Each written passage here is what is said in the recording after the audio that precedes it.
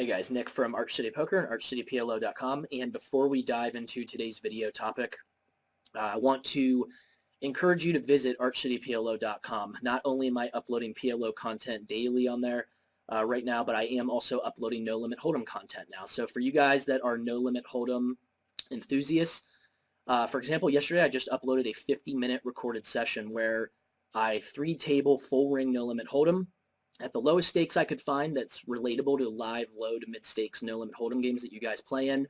I cover plenty of hands live. You get my in-game thoughts. You get to see me talk about all kinds of great concepts that you guys are wondering about. And there's amazing value in the content that's on that site now. I think I have close to 70 videos uploaded. So visit that site. I think you guys will be very happy with what you find there.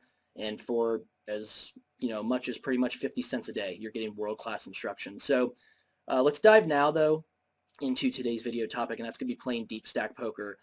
I have a couple videos on the channel that I think do cover this, but they're a couple years old. I want to revisit the topic, reiterate some concepts and some adjustments, because in live poker, you guys are often sitting deeper stack. A lot of rooms allow you to buy in for more than 100 big blinds. A lot of times players will sit there and grind for a while, and all of a sudden you get these effective stacks that are 150, 200, 300 big blinds deep. There are definitely adjustments that have to be made. So pre-flop, starting hands that increase in value are going to be the hands that do very well in high SPR situations. So essentially situations where there's a very high stack to pot ratio post-flop. That essentially means you just have a lot of money left behind. Small to middle pairs, hands that can make sets. Hands that can make flushes and straights. So your suited connectors, your nut suited combos, so like your ace 8 suited, your 9-8 suited, your pocket 6s, pocket 5s, pocket 4s, any of the drawing hands that can either make flushes, straights, or sets, or the drawing hands that you can become aggressive with and apply pressure on your opponent's stack post-flop, and we'll get into that in a second. Those are going to be the hands that increase in value. Hands that decrease in value, hands that make one pair, especially the offsuit Broadway. So your King-Jack offsuit, your Ace-10 offsuit, even your really strong starting hands pre-flop, your aces, kings, and queens, you're not going to be able to very often get 3 streets of value with those hands in these live low to mid stakes games that you guys play in. So it's not that those aren't strong starting hands. It's not that you shouldn't be raising them the same or 3-betting them. But just keep in mind that post-flop, you're not going to be able to get 3 streets of value like you would in a 100 big blind or less situation. So again, main takeaway from pre-flop, the starting hands, the drawing hands, the hands that play well in high SPR spots, those increase in value. The hands that play worse in those spots, essentially those one pair types of hands, the offsuit Broadways, those decrease in value. Make sure you focus on playing in position. Position matters so much more when you're deep stacked. The ability to control the size of the pot, the ability to realize your equity by either putting in an extra bet or by being able to check back and take a free card. It's super important. So you want to focus on playing in position / some of those combos that are those weaker one pair hands from early position to middle position.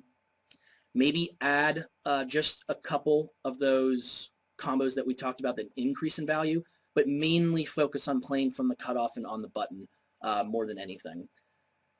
3-betting is also going to be a little bit more prevalent and more important. The ability to increase the size of the pot in position, but still have the ability to apply pressure post-flop with a lot of money left behind, with streets that you can apply pressure across. That's going to be very important. So 3-betting increases in value. You can very often use those hands that I talked about, the suited aces, some of the suited connector stuff. I would focus mainly on a range, though, that makes sense as far as the live low stakes games. If you guys are getting players that never fold to 3-bets, focus on better hands in general. If they're folding too much, polarize your range. Focus on hands at the very top of your range. Go to hands at the bottom, ace 6, ace 5 suited, king 7 suited. Those will work out well. Post-flop, I alluded to this already a little bit before. you want to be in position most of the time, and you really want to apply pressure in these high SPR situations where you feel like your opponent's range is especially made up of one pair at best. So if you have players that are opening from early to middle position, there's a lot of middling textures that you know they don't have a lot of two pairs plus on. They have a lot of like one pair hands at best. Take your nuttier draws. They don't have to be so nutty, but if you do have nutty draws, raise them more. As an exploit, just play them more aggressively, guys. You want these players out of position in these high SPR situations to feel like their stack is always at risk, and that you're the guy that's going to make them play for 150 to 300 big blinds no matter the situation. Start playing your draws more aggressively. Balance that by playing your, obviously, the hands at the top of your range, your sets, your straights, your two pairs plus. Play those more aggressively. Start increasing the size of the pot. Start increasing your aggression, and I think you guys are going to see great results out of that. So I think those are some great little pointers as far as pre-flop and post-flop play, adjusting for deep stack poker. If you guys have any questions or comments, let me know in the comment box below. Make sure you click on the link that pops up on the video here for archcityplo.com. There's a link in the description box as well. Like I said, amazing PLO content and No Limit Hold'em content that I'm uploading daily.